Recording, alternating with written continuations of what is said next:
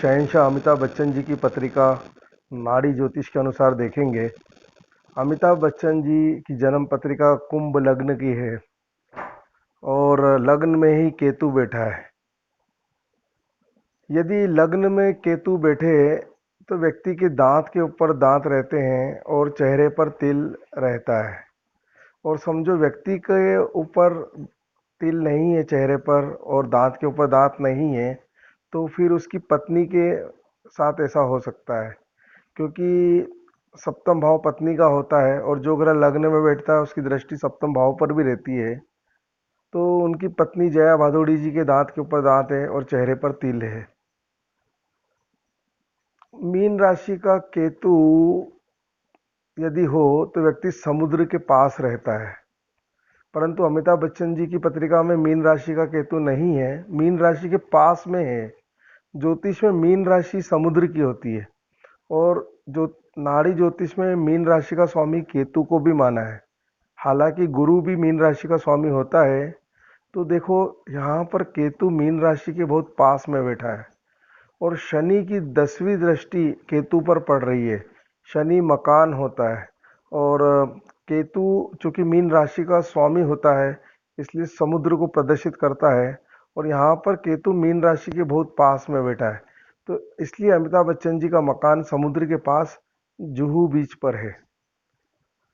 नाड़ी ज्योतिष में मित्रों लग्नेश हमेशा गुरु होता है और गुरु अमिताभ बच्चन जी की पत्रिका में छठे भाव में बैठा है, कर्क राशि में। तो एक तरह से नाड़ी ज्योतिष के अनुसार उनका कर्क लग्न भी हो गया है, क्योंकि नाड़ी में गुरु जीव कारक है। जिंदा रहना, सांस लेना, चलना, बोलना, हंसना, यह सब एक्टिविटी गुरु से देखते हैं, क्योंकि गुरु जीव है। जीव मतलब जीवित व्यक्ति। अब यहाँ पर मित्रों देखो, गुरु के आगे राहु बैठा है, तो नाड़ी ज्योतिष में दो ग्रह जो पास पास बैठते हैं उनकी युति हो जाती है। तो गुरु और राहु की युति हो गई है। गुरु राहु की युति होती है तो व्यक्ति विदेश जाता है, व्यक्ति राजनीति में जाता है। जैसा कि आपको पता है अमिताभ बच्चन एक बार मेंबर ऑफ पार्लियामेंट भी रहे थे, संसद सदस्य थे, तो राजनीति में थे। हाँ, हालांकि राजनीति उनको रास नहीं आई। इसके अलावा अमिताभ बच्चन फिल्म स्टार रहे हैं तो विदेश तो बहुत बार जा चुके हैं।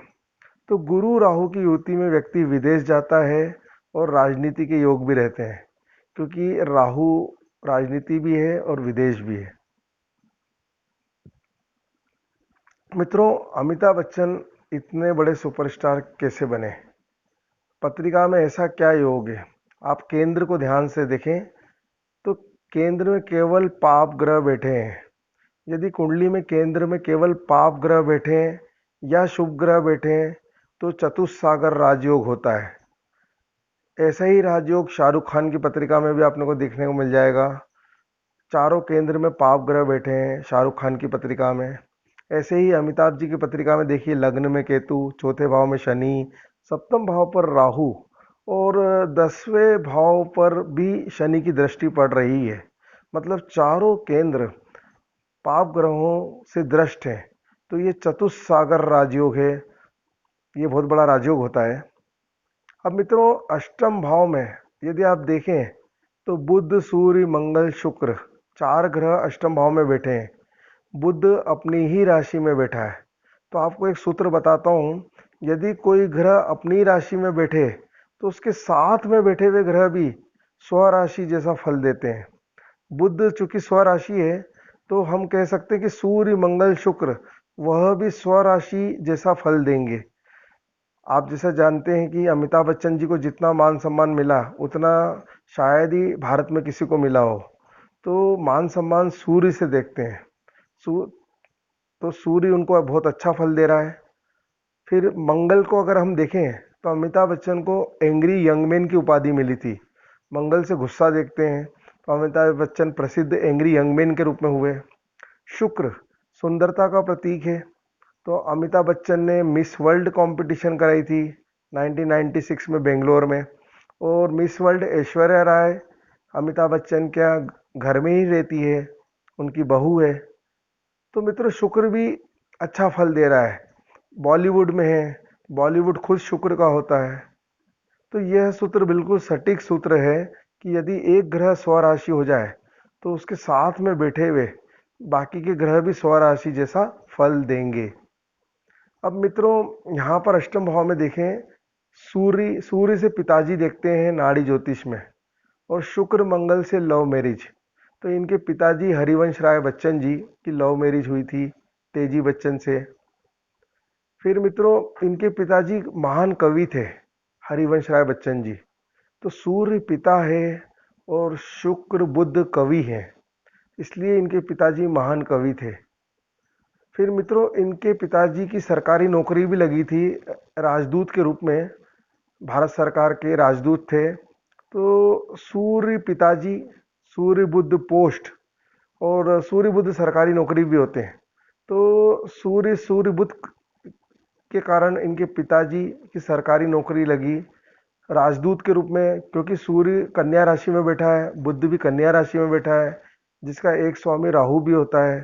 तो इसलिए राजदूत के रूप में सरकारी नौकरी लगी थी।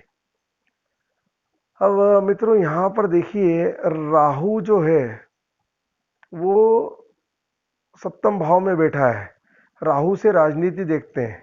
तो जैसा कि आपको पता है, जया बच्चन जी राजनीति में है, राज्यसभा सदस्य हैं।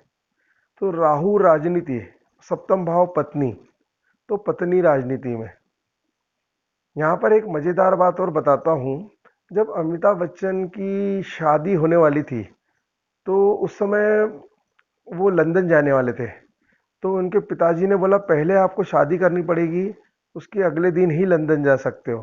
तो अमिताभ बच्चन अपनी शादी के अगले दिन ही लंदन गए थे अपनी पत्नी के साथ। तो ऐसा क्यों हुआ? मित्रों सप्तम भाव शादी का होता है, राहु विदेश होता है, और नाड़ी ज्योतिष में हर ग्रह अपने पीछे पिछले चौथे भाव में बैठे हुए ग्रह को भी देखता है। तो यहाँ राहु जो बैठा है, राहु से पीछे जाएंगे तो चौथे भाव में आएगा शनि। तो राहु का पूरा प्रभाव शनि के ऊपर है। तो शनि से लंदन देखते हैं, राहु से विदेश देखते हैं, और सप्तम भाव से शादी देखते हैं। तो शादी के अगले दिन ही अमिताभ बच्चन जी को लंदन जाना पड़ा था। अब मित्रों यहाँ पर हम देखें, राहु और सूर्य पास में बैठे हैं। तो नाड़ी ज्योतिष में लगातार बैठे हुए ग्रह और पास पास बैठे हुए ग्रह की युति हो जाती है। नाड़ी ज्योतिष का एक नियम है 2-12 का, मतलब दूसरे भाव 12वें भाव में ग्रह बैठे हैं तो वो आपस में युति कर लेते हैं, और पास पास बैठे हों, राइट लेफ्ट में बैठे हों, तो सब युति कर लेते हैं। तो यहाँ पर राहु की युति सूर्य से हो गई। सूर्य मान सम्मान होता है, राहु ग्रहण होता है। तो एक बार मान सम्मान पे ग्रहण भी लगा था, जब 96 में मिस वर्ल्ड कंपटीशन के बाद उनके ऊपर बहुत कर्जा हो गया था केनरा बैंक का। फिर मित्रों यहाँ पर राहु मंगल नाड़ी ज्योतिष में धूर्त योग होते हैं, तो जिसके कारण व्यक्ति को जमीन एवं धन के मामले में धोखा होता है।